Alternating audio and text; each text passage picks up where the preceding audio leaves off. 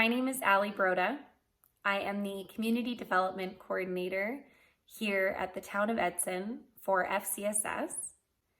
I would like to welcome you to our Volunteer Appreciation Week video. I will be joined by Mayor Zahara, who will be addressing the award recipients, and Phil Callaway, award-winning author, who has prepared some great stories and well wishes for all of our volunteers. Thank you so much for all of the hard work that you do. Our volunteers are the reason why Edson thrives. Hey Edson, it's Mayor Kevin Zahara here during the National Volunteer Appreciation Week to celebrate our fantastic volunteers here in the Edson area. Hundreds of volunteers in our community each and every year contribute so much to the health and vitality of our community. They may help out formally with organizations through joining a board of directors, or maybe more informally on a one-on-one basis, supporting our community in their individual ways. If you have contributed in any way, on behalf of Edson Town Council and the community of Edson, I want to say thank you for the contributions that you've made. The 2021 Volunteer Appreciation Week theme this year is Helping Edson Bloom. Volunteers are necessary just like rain in the springtime to create beautiful and blooming communities. Without volunteers, communities would not have the opportunity to become vibrant, cared for, and supported. Please join us as we celebrate the fantastic volunteers that we have during this Volunteer Appreciation Week. And this year has been met with many challenges as we dealt with COVID, but our volunteers have rose above that and continue to support Edson the best way they can. Now, moving on to some of our award winners this year. Thank you for all your nominations. And once again, we have so many organizations and volunteers that it would be impossible to recognize all of them. This is just a small snippet of those that have been nominated and are receiving awards this year during National Volunteer Appreciation Week. First of all, to announce the winner of the Mayor's Award of Excellence. This award was created to honor individuals, agencies, and organizations that have made outstanding contributions to the town of Edson through volunteer service. And I am very proud to announce that this year's award winner is the Connect Club of Edson. The Connect Club of Edson volunteers work tirelessly each year for the Connect Christmas Hamper program. Over the years, thousands of families have benefited for the work that they have done here in our community. The need has only increased with the downturn in the economy and, of course, with COVID-19 over the past year. Yet last Christmas, despite the restrictions and all the challenges that we faced, these volunteers stepped up to and made sure that these families received the support that they needed. Now, this program would not be successful if it wasn't for the generous contributions of so many in our community, from individuals, organizations, and businesses. But it's the volunteers that are the backbone that make it all possible. So on behalf of the community of Edson, Town Council, and myself, congratulations to the Connect Club of Edson, the winner of the Mayor's Award of Excellence. Our next category is Social Innovator. Nominees in this category are not-for-profit organizations, including not-for-profit social enterprises that find and use innovative approaches that address social challenges in their communities. Whether it's in a big way or a small way, innovation is about taking a new approach to an old problem. Not satisfied with the status quo, who want to find a better way of doing things. Those who innovate despite the challenges that they face. The winner of the 2021 Social Innovator Award is Michelle Anderson for her work with the Edson Girl Guides. Congratulations, Michelle. Michelle has been involved in Girl Guides for 14 years as leader. She has had several positions in that time, including area commissioner. She took a group of girls to a worldwide camp and another group to Europe for 3 weeks, visiting World Guide centers. Both trips involved a tremendous amount of fundraising. She's willing to pitch in when needed, and she is currently serving as district treasurer. She has helped young girls gain confidence, motivation, and self-care. During this time, Michelle returned to university to get her education degree and is now a full-time teacher at Pine Grove School. She has helped with many other school fundraising projects, both at Pine Grove and Parkland, where her husband works. We're very fortunate to have such an amazing volunteer in our community. Once again, congratulations, Michelle Anderson, our Social Innovator of the Year. On to our next category, the winner for Emerging Leader. Nominees in this category are volunteers between the ages of 12 and 24 who have demonstrated leadership and helped build stronger communities. The winner of the 2021 Emerging Leader Award is Maggie Wolfing. Maggie is a student in grade 11 at Parkland Composite High School and is a devoted volunteer in our community. She's been on the Town of Edson Youth Council since its inception, and Maggie has led her peers in advising Town Council on the development of policies and discussing issues facing youth in Edson. She played a lead role in the research and development of a plastic bag tax proposal that Youth Council presented for consideration to Town Council. Maggie also volunteers regularly at the Friendship Center with the programs they offer for our community. She is a confident leader who will continue to do great things for our community and no doubt will be a rising star in the years ahead. Congratulations to Maggie Wolfing, our Emerging Leader Award winner. Our next category is Community Leader.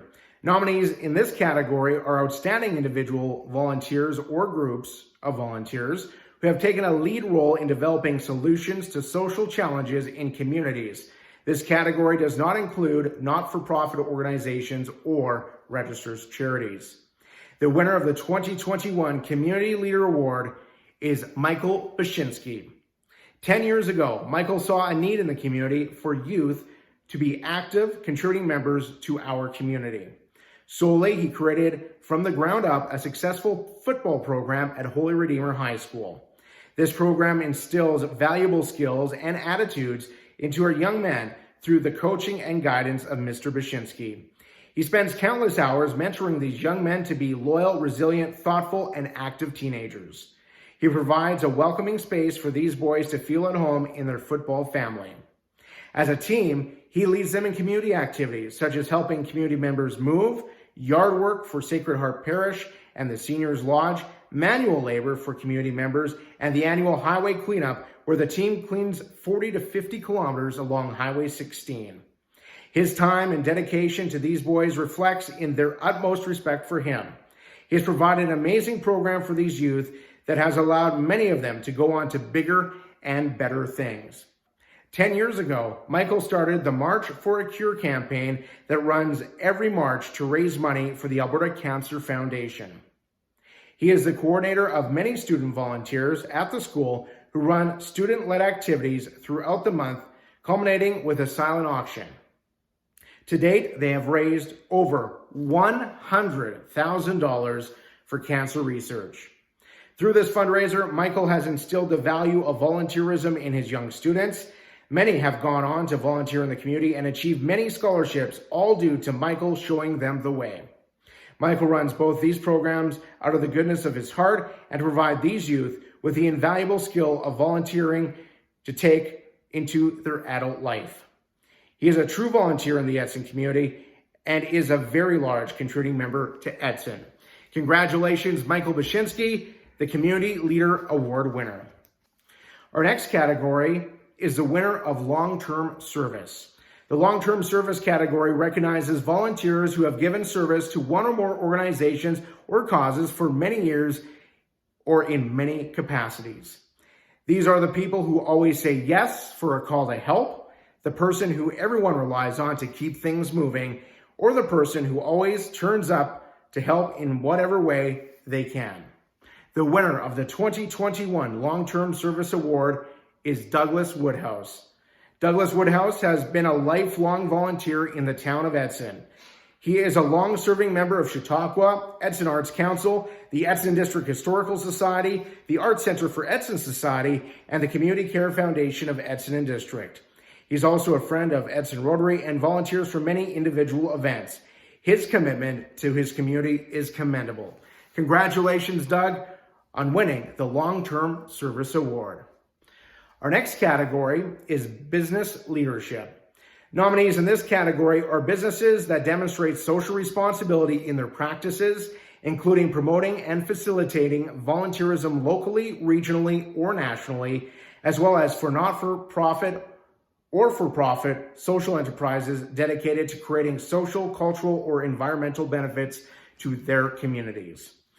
The winner of the 2021 Business Leadership Award is Wendy Williams, a key volunteer at the Edson Legion. And I'm going to read to you what was written on the nomination form.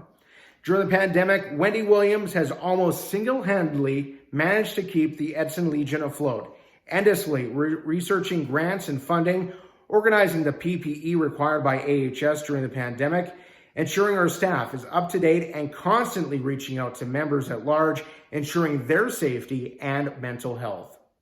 She does so much more than her position within our organization, spending endless hours of her own time to make certain the Legion is there for the community. She is our rock star, our leader, and our friend. I couldn't imagine anyone with a greater heart or drive to help others. Congratulations to Wendy Williams of the Edson Royal Canadian Legion for the Business Leadership Award. And our final category, the Biggest Heart Award. Whether it's to lend an ear, show up for an extra shift, or dedicate an entire weekend to service, the Biggest Heart volunteer is always there to help.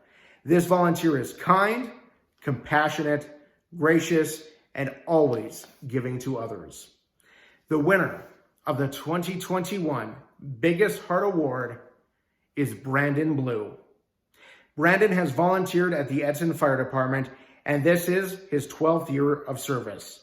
He's always using his days off from his regular paying job to lend a hand at the fire hall, building things to aid in training plans, maintenance at the fire department, and has even made deliveries to Edmonton to ensure equipment at the hall is ready for use.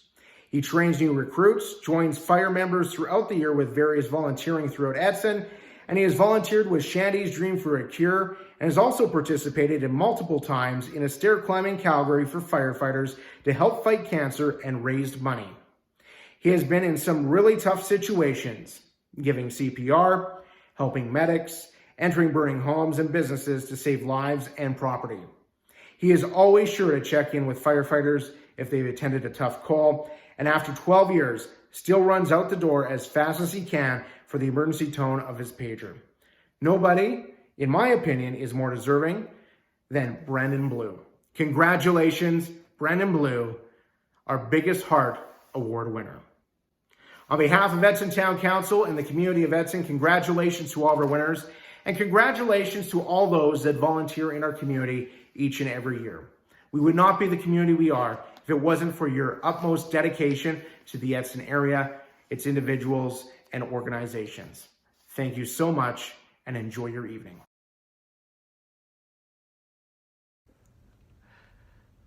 Hi, I'm Phil Calloway. Warm greetings to you. Thanks for tuning in.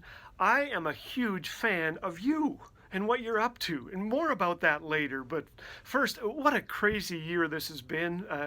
Crazy year for volunteers as well, and I hope you are doing okay. A year and a month ago, Ramona, my wife, and I stepped off a flight. We had been suffering on a cruise ship in the Caribbean where I was speaking, and the lockdown began. Do you remember? Within days, people had completely lost their minds, and they began buying toilet paper in record numbers. It was like every tree on earth was now gone, and our mother said to us, "There will be no more paper for you. You will use leaves and tree bark and old Sears catalogs if you can find them. Unless you run fast and bring home 80 bags. And that's how we ended up in back alleys talking to criminals, didn't we?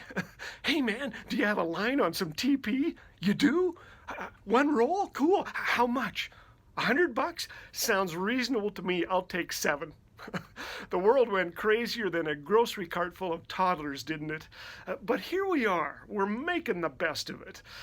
Here's a picture of my wife and I kissing during COVID. You know, you make the best of it, don't you? Well, I hope you can laugh in the midst of all of this. This has been a hard year for many volunteers, and I hope that you're going to be recharged and refreshed today. You know, since COVID hit, you've faced challenges and changes in your vital work as a volunteer. I myself have canceled more than 100 speaking events, but thankfully we invested in a hotel 2 years ago. Doe. I'm going to be a greeter at Walmart until I'm 112, I think.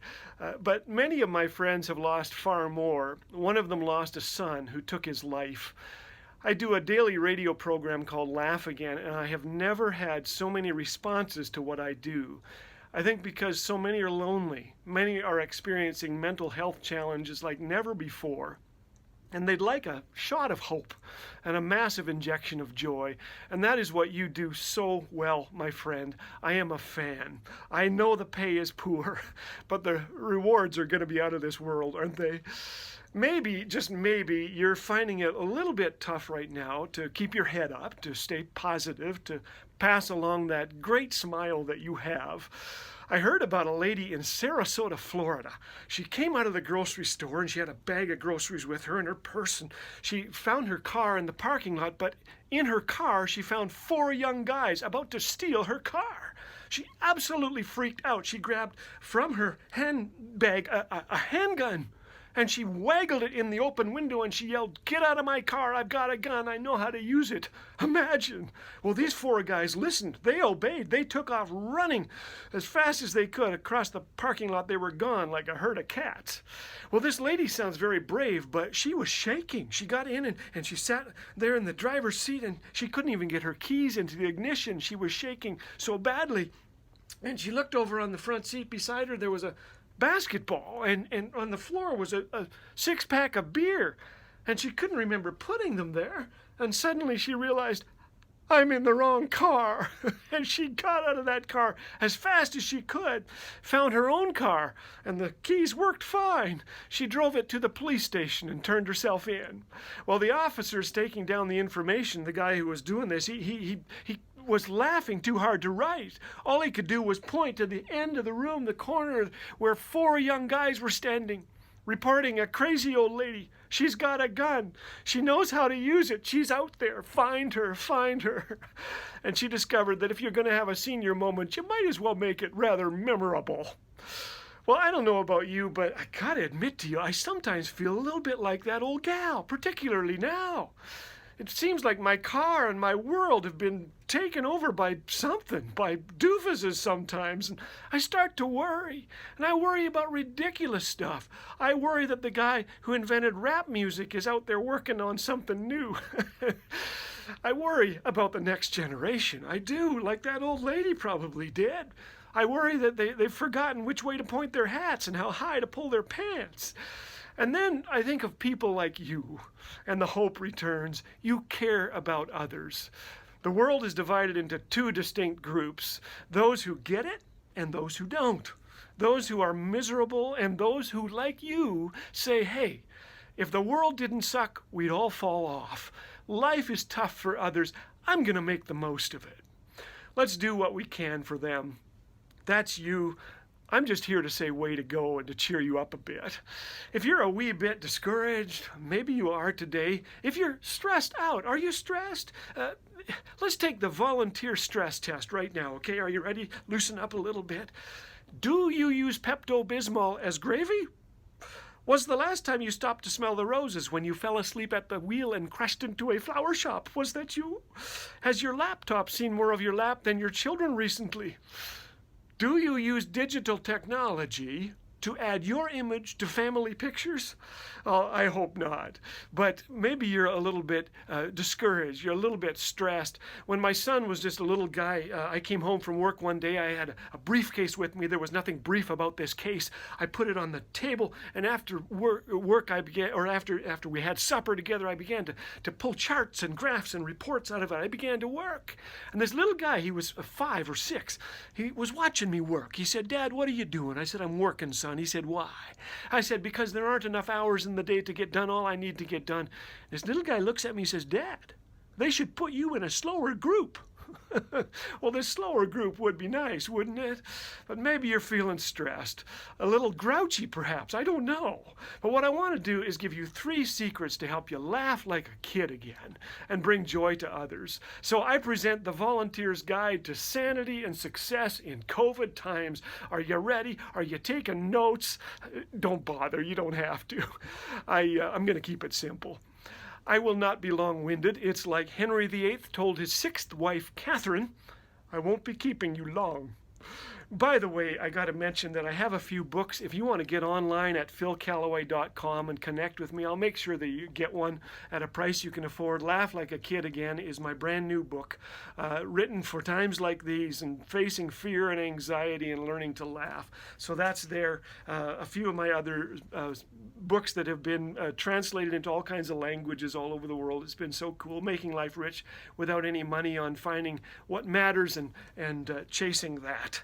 I used to have answers, now I have kids is another one of mine, about my own kids and the craziness of having kids as fast as we did. It's been interesting. I'll tell you about that in a minute. But here we go. First step. Are you ready? Laugh lots, and when you grow old, all your wrinkles are going to be in the right places. Do I hear you say, oh yeah? It's true. What helps you laugh? My wife helps me laugh. I was looking in the mirror when I turned 50, and she came by. I said, honey, I don't look 50. She said, no, but you used to. Oh. Well, I told her, honey, I said, there's a new study out that says that women who are just a little bit overweight live longer than the man who pointed out to them. And thankfully she laughed. She did. You know, an old guy came up to me after an event. He said, how long you been married? And I said, by the way, he looked so sour. He looked cranky. He looked like he could suck buttons off a sofa. Just, And he said, how long you been married? I said, 38 years. He said, in a row? I said, yeah, it's possible. He said, how? I said, well, one of the things you got to do is laugh. Laughing is essential to marriage. I said to Ramona one time, I said, I'm getting so old, I don't even know what to wear. She said, what do you mean? I said, well, do I wear boxers or briefs? She said, depends. I didn't get the joke. I'm too young, you know. But my kids help me laugh. Here they are as teenagers, a little picture of them. They are. Actually, here they are. This was out at Lake Louise, or somewhere thereabouts. They got bigger, and then they got bigger, and Stephen got a volleyball right there in his stomach, thankfully inside the shirt, not inside the stomach, and he's doing fine. But we had 3 kids in 3 years. The anesthetic from the first birth was still working for the third. Someone said to me, what's it like to have 3 kids in 3 years? I said, we are far more satisfied than the guy who has $3 million. Well, how so? Well, the guy with 3 million wants more. We love our kids, we do. We're grateful for them. But in 2nd grade, our daughter Rachel, she got up and she said, my mom won't be having any more kids because her tubes are tired. And perhaps your tubes are tired right now. I don't know. But we gotta laugh. Parents of little kids need a good sense of humor and no sense of smell, and grandparents too. Last March, we had this many grandkids. Here they are. There were, I think, 8 of them at the time, and since then, 5 more have arrived, 3 thanks to adoption. People say to me, Callaway, are you Mormon or Catholic? And I say, I'm exhausted and very, very happy. That's what I am. But these kids keep us laughing. We FaceTime them. I hope you're doing that. I asked Judah, what was the best thing about your day? And he said, growing tobacco. He's 4. I didn't even know he knew what tobacco was, and there he's growing it. Kids help us laugh. On tests, they've written hilarious things like this. Benjamin Franklin invented electricity by rubbing cats backwards, and he declared a horse divided against itself will not stand. Benjamin Franklin. Beethoven was so deaf he wrote loud music, a little guy wrote down. William Shakespeare was famous for writing and performing tragedies, comedies, and hysterectomies. I had no idea. I love this one. A little kid put on a test. Christopher Columbus circumcised the earth with a 100-foot clipper. Remarkable. Kids say the greatest stuff. They say wise things too. When your mom is mad at your dad, don't let her brush your hair. You can't trust dogs to watch your food. Don't wear polka dot underwear under white shorts. Very good advice. Never hold a vacuum cleaner and a cat at the same time. And don't pull your finger. Don't pull Grandpa's finger when he asks you to. Well, it's good to laugh, isn't it? Kids laugh, they say, the average one about 200 times a day. I don't know who gets to study that stuff, but they do laugh more. Adults, 4 times a day on average. Where did we lose 196 laughs a day? The best volunteers have a good sense of humor, so go looking for things that make you laugh. I saw this headline recently, "Dentist receives plaque." Isn't that great? Oh yeah, share what you find with others when it makes you laugh. Father of 9, this is a headline, "Father of 9 fined $100 for failing to stop." That's an actual headline. You know, we started the radio program Laugh Again to cheer people up, but I've discovered that not everyone wants you laughing. We get letters, we get emails, we get phone calls. I heard from a single gal, she sent me a 3-page letter because she was mad. I had told a joke on the radio about a single gal who specified that at her funeral there be no male pallbearers. They wouldn't take me out when I was alive. I don't want them taking me out when I'm dead. I thought that was funny. She said, "You should never make jokes about single people."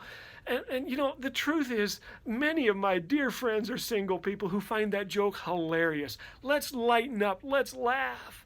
I heard from a guy who was upset about another joke I told. It was about a little girl named Chrissy. She sat down on Grandpa's lap.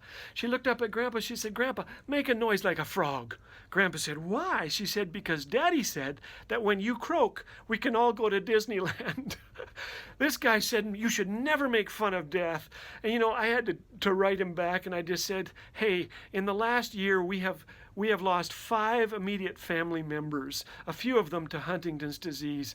If we didn't laugh, we'd die. You know, we need to laugh, don't we?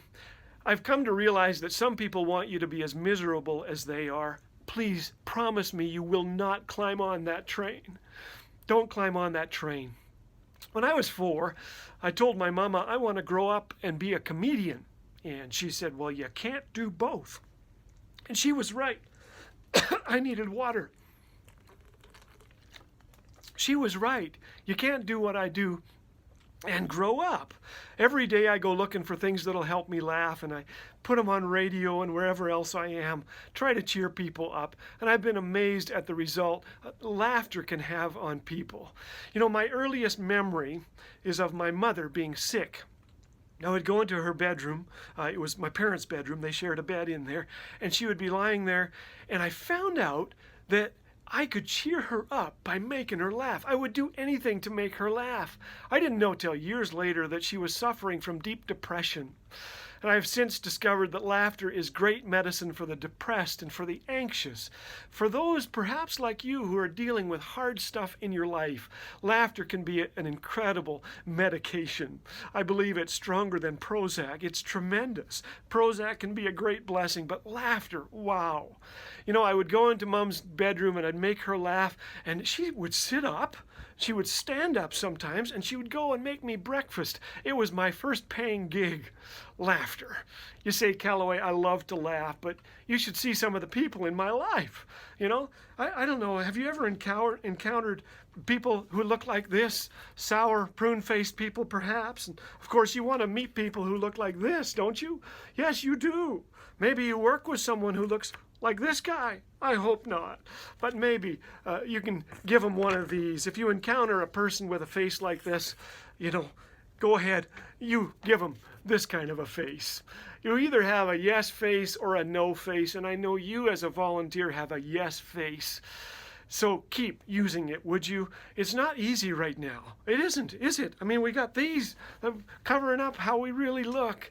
I've been telling people lately, hey, I'm smiling inside of here, you know. The easiest thing you can do to cheer someone else is to smile or to make a goofy comment when they can't see your face. You might have to quickly pull down your mask, you know, be careful, but researchers are beginning to discover the power of a smile. They examined portraits of students in old yearbooks and found that those who were smiling lived longer, had longer-lasting marriages, scored higher on tests of well-being and happiness, and were more inspiring and influential than their peers. A Wayne State University study examined baseball card photos of Major League Baseball players in 1952, way back, and found that the span of a player's smile could actually predict the span of his life. Players with wider smiles lived 7 years longer on average than their frowning teammates. Isn't that amazing? We need your smile. We need your laugh, my friend. One of the reasons volunteers mean so much to us is that many of my wife's family have Huntington's disease. We have lost 3 of them, of her siblings, to Huntington's, and now the nieces and nephews, much younger than we are starting to get it. Volunteers like you have meant so much to us. You have been awesome. Miriam, my wife's eldest sister, was not doing well with Huntington's, and yet she sat across from a doctor who said, Miriam, you're only showing about 50% of the symptoms associated with Huntington's. He said, we think your attitude has been all the difference. And she knew it was true. The guy said, the doctor, this was in Vancouver, he said, we think your belief in a higher power has helped you. And she said, that would be God. And she began to tell him, that life is falling apart at the edges, but not at the core. Right at the core, she knows that her husband loves her, that her children love her as well, and that she's promised an eternal home in heaven. That's how she put it. She's a person of faith. And then she said this to him. She said, besides, I have a fridge magnet, and it says, Lord, if you can't make me thin, make my friends look fat. Isn't that fantastic? Laugh lots, and when you grow old, all your wrinkles will be in the right places. And the second point, go ahead and write it down if you want. The world is full of cacti, but we don't need to sit on one. That is Miriam's life. That's her story. Because much of our success in life has to do with attitude, doesn't it? I mean, you can't be a smart cookie if you have a crummy attitude. Let's face it, you love to laugh, I love to laugh, but there are plenty of joy suckers out there. The changes we've experienced in the past year would be enough to do some volunteers in, but not you, not you. I heard of a girl who brought a hamster to the vet. It hadn't moved for 3 days. It wouldn't eat, it wouldn't drink. It just leaned up against the side of the cage, stuck there. And when the vet took the hamster out of the cage, it was fine. It began walking around normally. It was okay. The vet was baffled, and then she noticed something in its mouth. She reached in and she pulled out a fridge magnet. A fridge magnet. Turns out the hamster had scarfed up a fridge magnet while out for a few minutes that was on the floor of the kitchen. Scarfed up this fridge magnet, then spent 3 days stuck to the side of its cage thanks to its magnetic personality. Well, I'm happy to report the critter is now doing fine. I hope it's ready to make better dieting choices in the future. But I read that story. This was in the United Kingdom that it happened. And I thought, that's me lately. Sometimes I have just been feeding on the wrong stuff. And I get cranky. Do you? Do you sit down to watch the news and you get more tense and your blood pressure goes through the roof? The TV anchor bids you a good evening, then spends the entire hour telling you why it isn't, or maybe 3 hours doing that.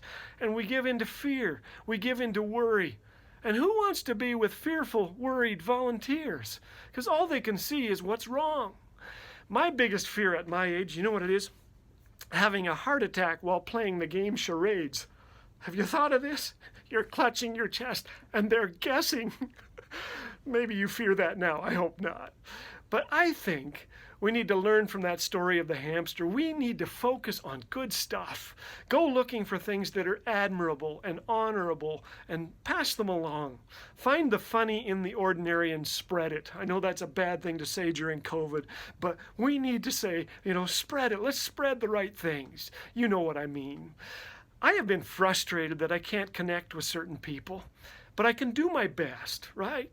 I can write them. I can bake something. I can drop off, well, I shouldn't bake stuff, but my wife is super at this. And then dropping it off where she needs to.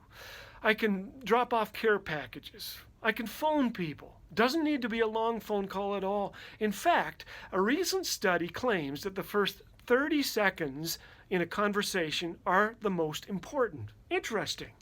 Just the thought that someone cares is huge. Many of us are getting older. If at all possible, let's embrace technology so we can reach out to others.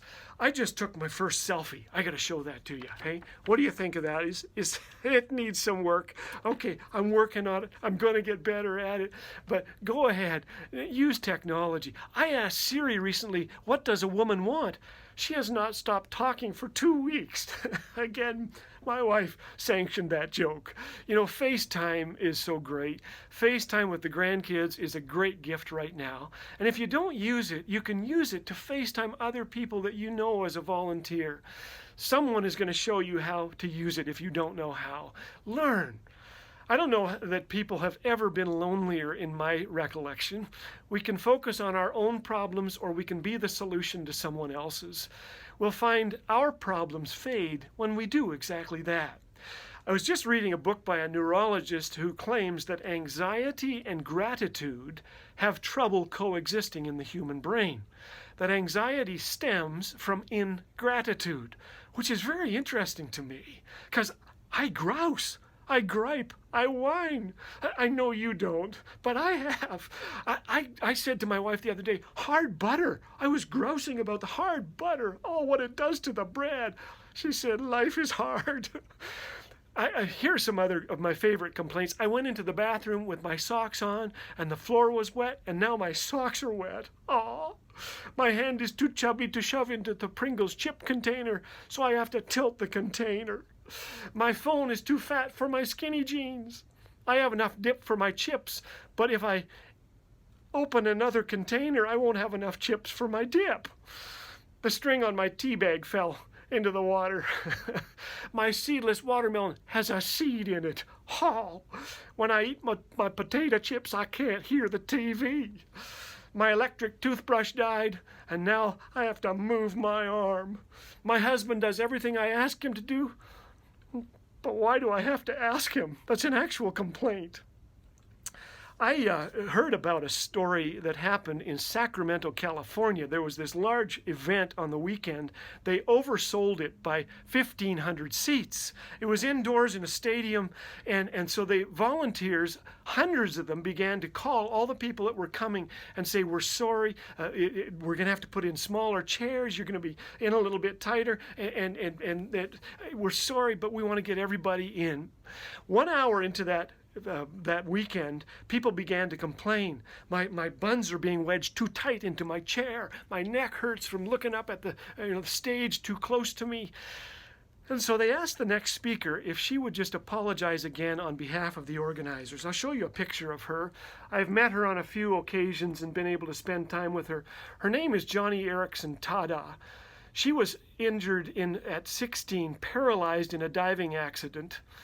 And her story has spread around the world, and she has encouraged so many people. She's a remarkable gal with an amazing attitude. She got up onto the stage. Someone wheeled her in from behind, and she said this. She said, I understand some of you aren't comfortable sitting in the seats you're sitting in tonight. Well, neither am I, and I've been in mine for more than 40 years. And smiling her beautiful smile, she said, I have thousands of friends who would give anything to sit where you are sitting, if just for tonight. Perspective. Perspective makes us grateful people. Gratitude is an attitude that will change everything. Everyone is saying stay safe, and I get that. And that's good, but here's what I printed out and I put by my computer. Stay thankful. Joy grows best in the soil of thanksgiving. The world is full of cacti, but we don't need to sit on one. More than anything, this is the key to dying young, as old as you can. Finally, third point, live so the preacher won't have to lie at your funeral. My mom and dad didn't leave much behind when they passed away recently. Or did they? They left behind a 62-and-a-half-year marriage. They loved me enough to tell me so. They volunteered. They were amazing people. Dad had a comb over to die for. It got down to about here on him, and the grandkids would braid it. What an example they were to me. And they didn't chase the stuff they couldn't cram into their coffins. And as a result, I am one very, very rich boy. Thank you for living this way. A number of years ago, my wife began to have seizures. Grand mal seizures. I had a phone call. I was at work working on something I was writing for a magazine on marriage, and I had just written out the line, my Visa card is missing, but the thief is spending less than my wife, so we haven't reported it yet. And I thought that was funny. The phone rang. It was not funny. It was my wife on the line saying, honey, help me. I don't know what's happening. I don't know what day it is. And I took off running as fast as I could to our house, came in the front door, and I found my wife. She was unconscious on the floor, lying in a pool of blood. That began a journey for us that we definitely would not have chosen. But I got to tell you something. All these grand mal seizures happening, sometimes every half an hour during the day. She was down to 90 pounds. Some people that knew her well didn't recognize her when they came to see us. But volunteers came into our lives right about then. Julie called. She said, I'm kidnapping your kids once a week. Every Tuesday, I think it was, she showed up. Took them for the afternoon. Thankfully, we knew her. We weren't worried. But we had the afternoon to ourselves. Unbelievable gift that was to us. People brought meals. They wrote notes. They made quick phone calls. These simple acts meant the world to us. These volunteers' lives, their smiles, their listening ears, they changed us. They changed our attitude in the midst of difficulty. And in time, we would discover one of the most remarkable things that's ever happened to us. Ramona did not carry the gene that causes Huntington's, but other deep struggles came that prepared us to care for others. Researchers are just discovering that happiness cannot be found by looking for it. It comes by losing yourself in something bigger. And one of those bigger things is volunteering. Way to go. You never quite get over the joy of bringing joy to others, do you? It's a challenge right now, but keep at it, would you? I turned 35 a few years ago. I tucked my son into bed. He looked at me, said, Dad, how old are you again? I said, I'm 35, son. What's it to you?